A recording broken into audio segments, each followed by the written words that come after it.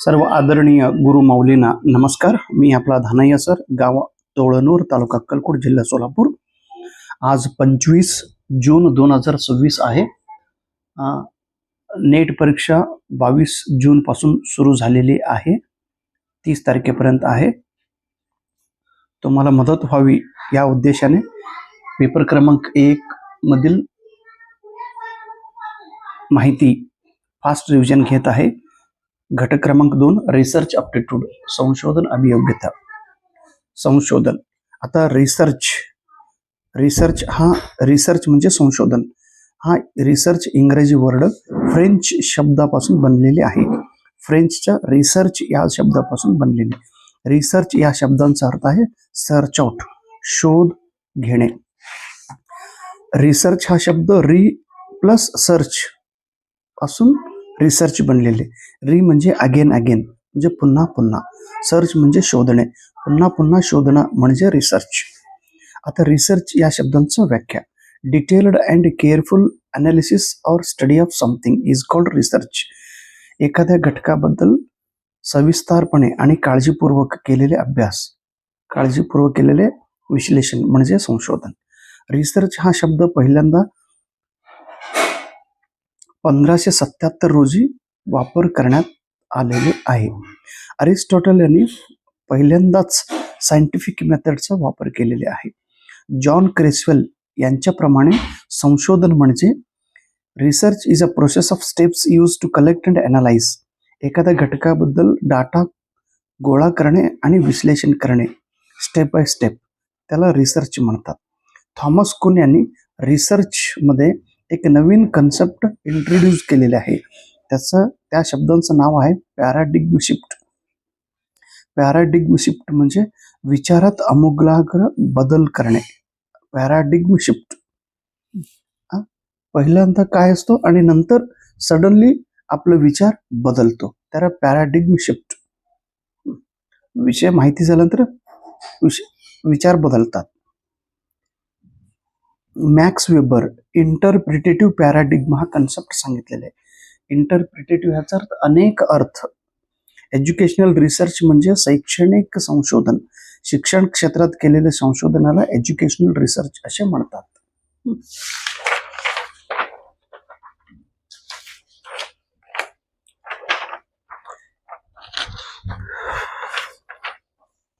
आता रिसर्च मध्ये टाइप्स बघूया. फंडामेंटल रिसर्च, याला मूलभूत संशोधन असे म्हणतात. ह्याला बेसिक रिसर्च, ह्याला प्युअर रिसर्च असेही म्हणतात. ओरिजिनल रूल्सच्या आधारे केलेल्या संशोधनाला फंडामेंटल रिसर्च. आता फॉर एक्झाम्पल न्यूटन लॉ किंवा ग्रॅव्हिटेशनल लॉ जे आहे त्याला फंडामेंटल रिसर्च म्हणतात. अप्लाइड रिसर्च म्हणजे ह्याला दुसरं नाव आहे फील्ड रिसर्च. एखाद्या क्षेत्रातील समस्या सोडवण्यासाठी केलेल्या संशोधनाला अप्लाइड रिसर्च म्हणतात. अन्वय रिसर्च, क्षेत्रातील समस्या सोडवणे. आता कृती संशोधन, ऍक्शन रिसर्च म्हणजे कृती संशोधन. कृती संशोधन ह्याचा अर्थ एखाद्या समस्या तीव्र गतीने सोडवणे, त्याला ऍक्शन रिसर्च म्हणतात. Solve immediate problem. Characteristic of research, संशोधनाची वैशिष्ट्ये. कॉन्ट्रीब्यूट न्यू नॉलेज, संशोधन केल्यानंतर नवीन ज्ञान मिळालं पाहिजे. सायंटिफिक हे वैज्ञानिक घटकाच्या आधारावर असतं. संशोधन हे क्रिटिकल चिकित्सात्मक पद्धतीने केले जातं. संशोधन हे सिस्टमॅटिक क्रमबद्धाने केले जातं. आता संशोधनामध्ये 2 दृष्टिकोन आहेत, पॉझिटिव्हिझम आणि पोस्ट पॉझिटिव्हिझम अप्रोच. आता पॉझिटिव्हिझम अप्रोचला आपण सकारात्मक अप्रोच म्हणतो. पॉझिटिव्हिझम अप्रोच हे कन्सेप्ट ऑगस्ट कोमटे यांनी सांगितलेले. याचा अर्थ काय? Knowledge based on experience of senses. ज्ञानेंद्रियाच्या आधारे घेतलेले अनुभव, ज्ञानेंद्रियाच्या आधारे घेतलेले ज्ञान, त्याला पॉझिटिव्ह अप्रोच असे म्हणतात. सोशिओलॉजीमध्ये, समाजशास्त्रामध्ये पॉझिटिव्ह अप्रोचचा वापर केला जातो. आता पोस्ट पॉझिटिव्हिझम. पॉझिटिव्ह अप्रोचच्या पुढील घटक म्हणजे पोस्ट पॉझिटिव्हिझम अप्रोच. ही कन्सेप्ट कार्ल पॉपर यांनी सांगितलेले. एक्सपेरिमेंटच्या आधारे केलेले दृष्टिकोन post positivism. Methods of research. पहिला आहे एक्सपेरिमेंटल रिसर्च, प्रयोगात्मक संशोधन. प्रयोगाच्या द्वारे केलेल्या संशोधनाला एक्सपेरिमेंटल रिसर्च असे म्हणतात. ह्याच्यात कॉज आणि इफेक्ट, कारण आणि परिणाम बद्दल अभ्यास केला जातो. 2 व्हेरिएबल वर एक्सपेरिमेंट केले जातो.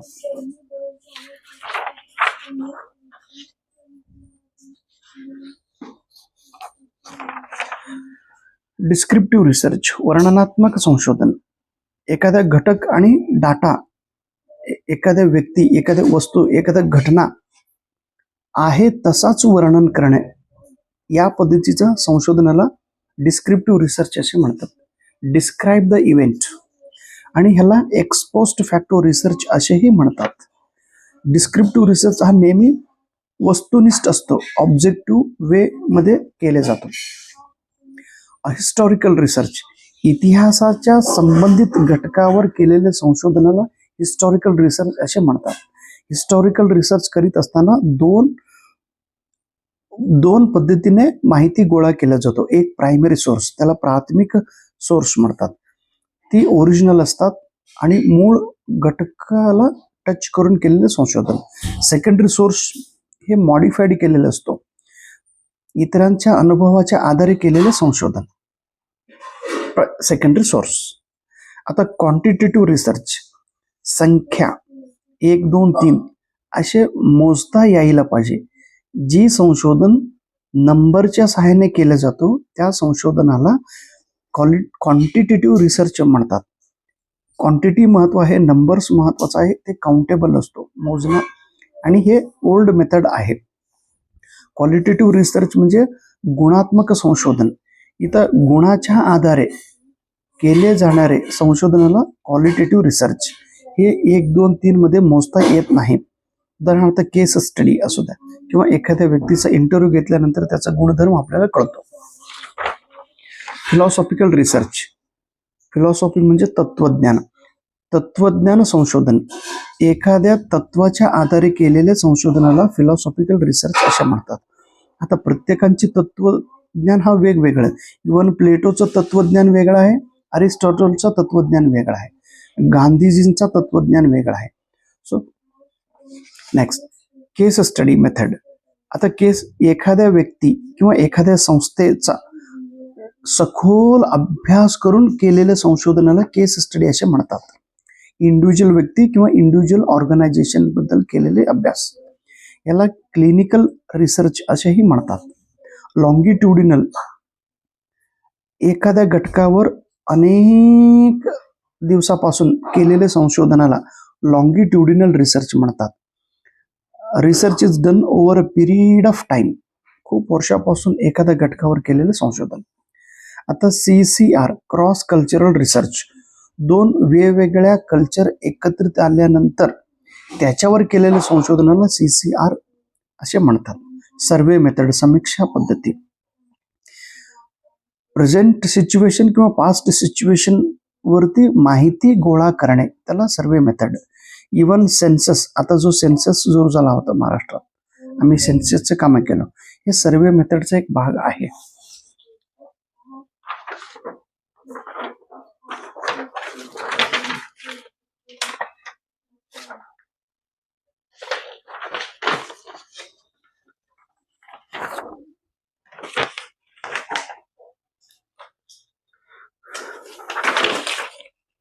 त्याच्यानंतर स्टेप्स ऑफ रिसर्च. आता कृपया ही पूर्ण स्टेप्स तुम्ही लक्षात ठेवा, याच्यावरनं एक प्रश्न विचारतात. पहिला स्टेप्स आहे selection, identify and selection the problems, समस्या ओळखणे आणि निवड करणे. दुसरा स्टेप्स आहे रिव्ह्यू ऑफ लिटरेचर, साहित्यावरती रिव्ह्यू करणे. तिसरा आहे फॉर्म्युलेटिंग हायपोथिसिस, हायपोथिस निर्मिती करणे. चौथा आहे रिसर्च डिझाईन, संशोधनाची विन्यास डिझाईन तयार करणे. पाचवा आहे कलेक्शन ऑफ डाटा, डाटा निवड करणे, गोळा करणे. सहावा अनालिसिस ऑफ डाटा, डाटांचा अनालिसिस करणे, विश्लेषण करणे. सातवा आहे interpretation and report and result, त्याचा फलितांश जाहीर करणे आणि रिपोर्ट तयार करणे. अशी स्टेप्स आहे. कृपया हे स्टेप्स पूर्णपणे लक्षात ठेवा. पहिला, दुसरा, तिसरा, चौथा, पाचवा, सहावा, सातवा. आता एक एक बघूया. पहिला आहे प्रॉब्लेम.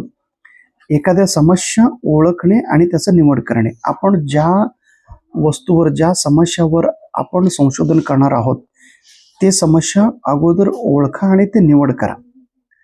आणि रिसर्च प्रपोजल, आपण कोणत्या घटकावरती, कोणत्या समस्येवरती शोध करणार आहोत, संशोधन करणार आहोत त्याच्याबद्दल माहिती लिहून विद्यापीठाला देऊन त्यांच्याकडनं परमिशन घ्यायचं. टू बी इन्व्हेस्टिगेटेड, त्याला रिसर्च प्रपोजल म्हणतात. रिव्ह्यू ऑफ लिटरेचर, साहित्यावरती अवलोकन करणे. आम्ही जे निवड केलेले समस्या आहे किंवा विषय आहे संशोधनासाठी, त्या विषयावर या आमच्यापूर्वी कोणी रिसर्च केले आहे का, मग केले असेल तर कसं केलेलं आहे, किंवा कोणी त्या विषयावरती पुस्तक लिहिलेलं आहे का, आर्टिकल लिहिलेलं आहे का, साहित्य लिहिलेलं आहे का, ते वाचन करणे आणि माहिती समजून घेणे. आणि नंतर त्याच्या रिलेटेड आपल्याला काम करायचं आहे. Read old literature regarding problems and topics. आता सोर्स कलेक्ट करत असताना प्रायमरी सोर्स आहे, कलेक्ट द ओरिजिनल इन्फॉर्मेशन, मूळ साहित्याचा संदर्भ घेऊन अभ्यास करणे, त्याला प्रायमरी सोर्सेस. सेकंडरी सोर्सेस, माहिती इतरांच्या अनुभवाच्या आधारे गोळा करणे, टेक्स्टबुक आहे, फिल्म आहे. आता फॉर्म्युलेटिंग हायपोथिसिस, हायपोथिसिस निर्मिती करणे. आता हायपोथिसिस या शब्दांचा अर्थ काय? टेंटेटिव्ह स्टेटमेंट, तात्कालिक म्हणजे टेम्पररी स्टेटमेंट.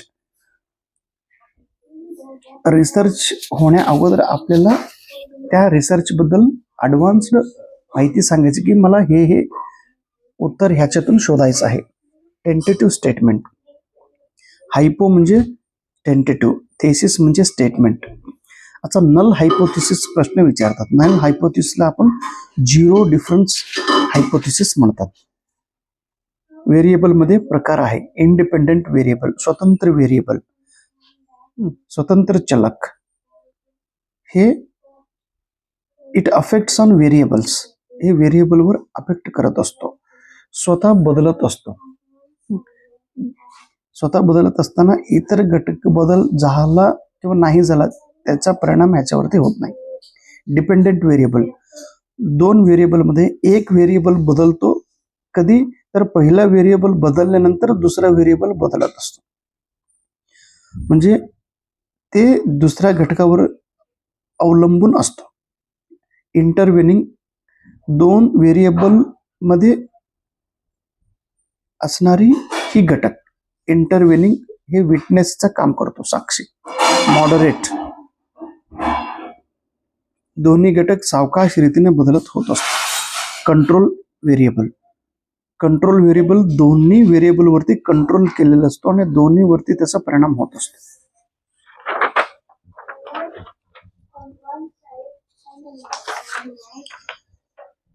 चौथा आहे रिसर्च डिझाईन.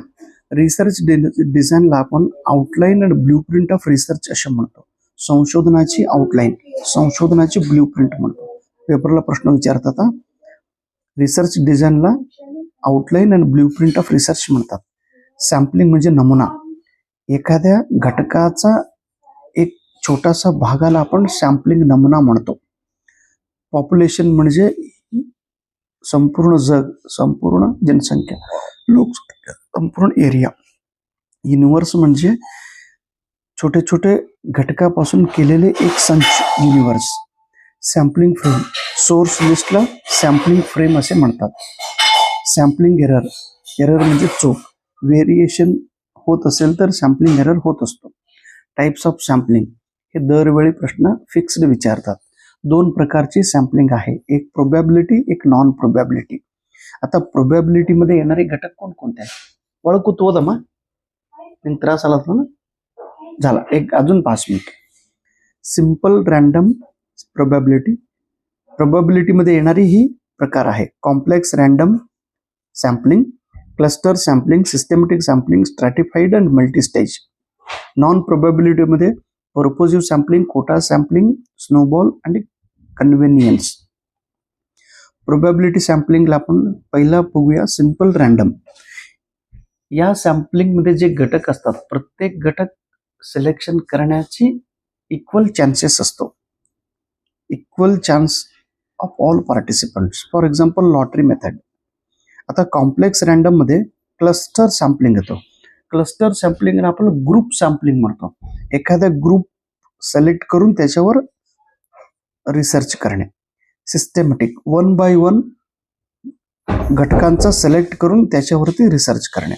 स्ट्रॅटिफाईड समाजाचा एखाद्या भाग निवड करून त्याच्यावरती संशोधन करणे.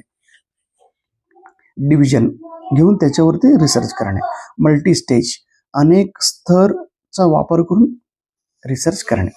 नॉन प्रोबॅबिलिटी पर्पोजिव्ह उद्देशपूर्वक निवड केलेले नमुनाला पर्पोजिव्ह सॅम्पलिंग म्हणतात.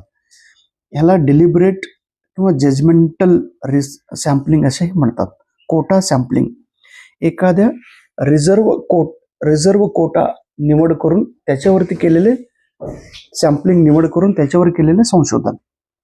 आता कास्ट वाईज, भाषा वाईज, एज वाईज किंवा त्यांचा बुद्धी वाईज किंवा त्यांचा आर्थिक घटकावर एखाद्या एखाद्या निकष देऊन तो घटक निवड करून त्याच्यावर केलेले संशोधन. कोटा सॅम्पलिंग. स्नोबॉल सॅम्पलिंग जो संशोधक असतो संशोधन करीत असताना त्याला सॅम्पलिंग निवडायचे असतात. सॅम्पलिंग निवड करत असताना कोणतं सॅम्पलिंग निवड केला पाहिजे त्यांना कळत नाही. त्यावेळी त्यांचा जो विषय आहे त्या विषयाच्या संबंधित एक गुणलक्षण असलेले एखादा नमुना तो निवडतो आणि त्याच्यावरती तो रिसर्च करत असतो. आता उदाहरण, वर्गात विद्यार्थी बघून पेपर लिहितात, कॉपी करतात. असं का करतात? तर मग कॉपी करून लिहिणारे विद्यार्थी कोण कोण आहे हे शिक्षकांना माहिती नसतो. मग तो एक विद्यार्थी अगोदर बघतो कॉपी करून लिहिणार कोण. मग त्याला निवड करून त्याला सांगतात की अजून वर्गात कोण कोण कॉपी करतो तू सांग. आणि त्या मुलांना माहिती असते कोण कोण कॉपी करतो. मग त्या मुलांच्या आधारे इतर मुलांना निवड करून केलेले संशोधन. Snowball sampling. कन्व्हिनियन्स म्हणजे तुम्हाला सुटेबल असलेले नमुना सिलेक्ट करून त्याच्यावर केलेले संशोधन. त्याच्यानंतर डाटा कलेक्शन. रिसर्चच्या रिलेटेड असलेले डाटा कलेक्ट करणे. निरीक्षणाच्या पद्धतीने डाटा कलेक्ट करता येतो. इंटरव्ह्यू घेऊन डाटा कलेक्ट करता येतो. आता डाटा अनालिसिस. रिसर्चच्या रिलेटेड असलेले डाटा त्याचं विश्लेषण चार्टच्या माध्यमातून केला जातो. टेबलच्या माध्यमातून विश्लेषण केला जातो. Generalisation and result. आणि शेवटी रिसर्चच्या संबंधित असलेलं सगळं माहिती घेऊन कन्क्लुजन करून त्याचा रिझल्ट डिक्लेअर करणे आणि ह्याला एंड ऑफ द वर्क आपण म्हणतो. त्याच्यानंतर रिसर्च रिपोर्ट तयार करणे. आतापर्यंत आपण रिसर्च कशा पद्धतीने केलेलं आहे ते सिस्टमॅटिक पद्धतीने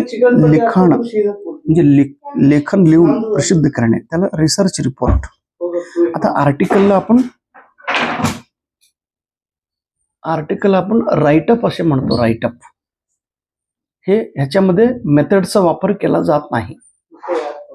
कॉन्फरन्सला association assembled in one place म्हणतात. कॉन्फरन्स म्हणजे संमेलन. रिसर्च पेपरला आपण संशोधन लेखन म्हणतो. राईट ऑफ रिसर्च म्हणजे एखादा रिझल्ट डिक्लेअर केल्यानंतर त्याच्या संबंधित माहिती लिखाण लिहिणे. याच्यामध्ये स्टेप्स फॉलो केल्या जातात. सेमिनार हे हायर लर्निंगसाठी केला जातो. एखाद्या विषयाबद्दल डिस्कशन करण्यासाठी एकत्रित जमलेले लोक याला सेमिनार म्हणतात. वर्कशॉप 10 ते 20 लोक एकत्रित येऊन एखाद्या विषयाबद्दल दीर्घ चर्चा करणे त्याला वर्कशॉप म्हणतात.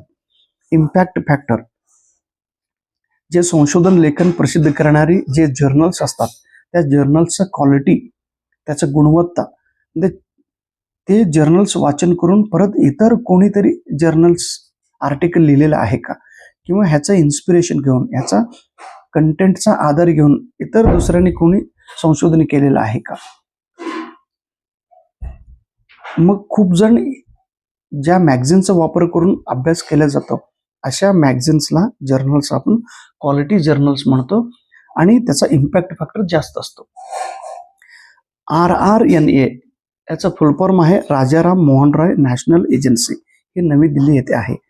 पुस्तकाला ISBN नंबर देण्याची कामं करतात. ISBN नंबर म्हणजे इंटरनॅशनल स्टँडर्ड बुक नंबर, एकूण 13 डिजिट असतो याच्यामध्ये.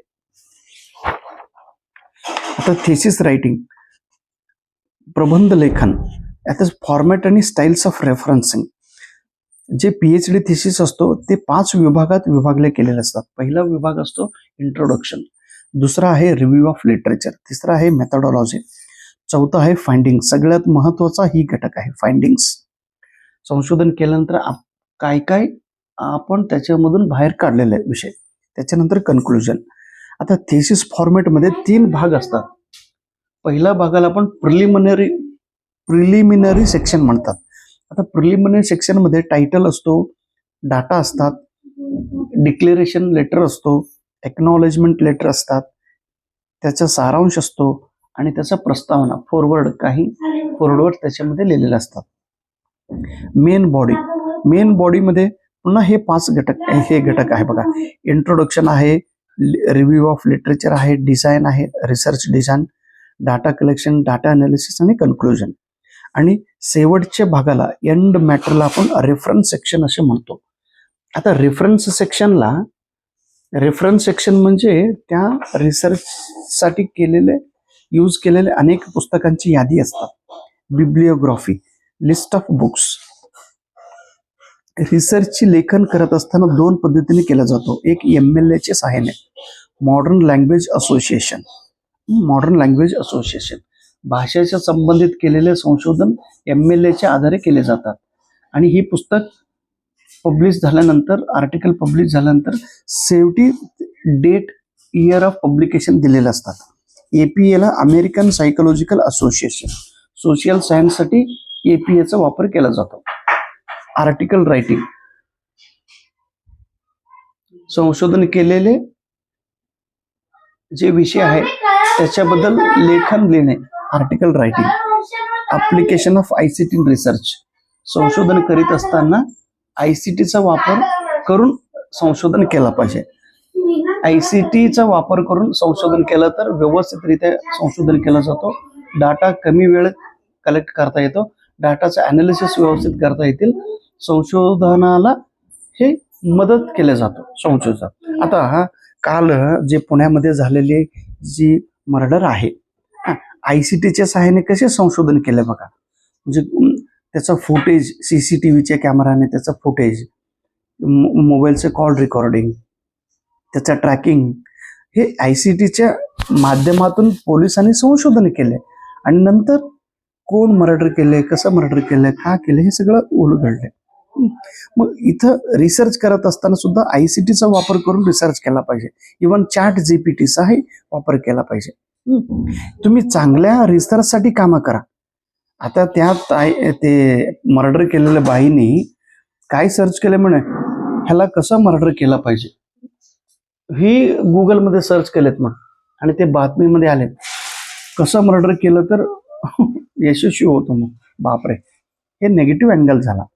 तुम्ही संशोधन करीत असताना पॉझिटिव्ह अँगलने संशोधन केला पाहिजे. गुगल ट्रान्सलेशन वापरून करून संशोधन केला, विकिपीडियाच्या सहाय्याने संशोधन केलं तर चांगलं होतं. शेवट रिसर्च एथिक्स. आता संशोधन करीत असताना नैतिक दृष्टी ठेवून रिसर्च केला पाहिजे. मॉरॅलिटी असायला पाहिजे. जो संशोधन करणाऱ्या व्यक्तीकडे नैतिकता असायला पाहिजे. विषय कॉन्फिडन्स ठेवला पाहिजे. सेन्सिटिव्ह विषय असेल तर ते इतरांना सांगायचं नाही, ते कॉन्फिडन्शियल ठेवला पाहिजे.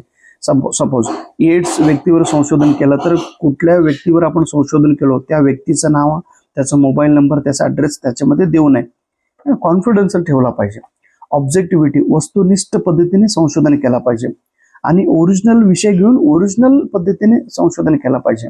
त्याला लीगल, कानूनरित्या मान्यता पाहिजे आणि प्रामाणिकपणाने संशोधन केला पाहिजे. प्लेगियरिझम, इतरांचे साहित्य, इतरांचे लेखन आपण चोरी करून ते माझंच आहे असं लेखन लिहिणे, त्याला प्लेगियरिझम म्हणतात. ते अनओरिजिनल कंटेंट असतो, स्वतःचं कंटेंट नसतात. आता प्लेगियरिझम झाले की नाही हे ओळखण्यासाठी काही घटक आहेत. टर्निटिन याच्या सहाय्याने प्लेगियरिझम झाले की नाही ओळखता येतो. पेपर फॉलच्या सहाय्याने प्लेगियरिझम झाले की नाही ओळखता येतो. आयथेंटिकेट, ग्रामरली आणि स्क्रिबरच्या सहाय्याने. So thank you so much. नमस्कार. अम्मा, मराठी पुस्तक केलं ना, मराठी पुस्तक जरा तोरिस्तिदಲ್ಲ ರೀ ಅದನ್ನ आतापर्यंत मी फक्त हे तुम्हाला या पुस्तकाच्या आधारे हे जे माझं पुस्तक आहेत ना ह्या पुस्तकाच्या सहाय्याने मी तुम्हाला माहिती दिलेली आहे. अतिशय छोटी आणि महत्त्वाची पुस्तक आहे.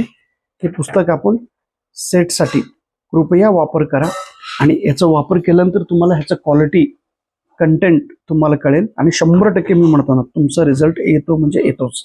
हा एक सेटसाठी मराठी मीडियम मधलं पुस्तक आहे. Thank you so much. ह्याच्यातील बघा रिसर्चचे टॉपिक काय सांगितलं.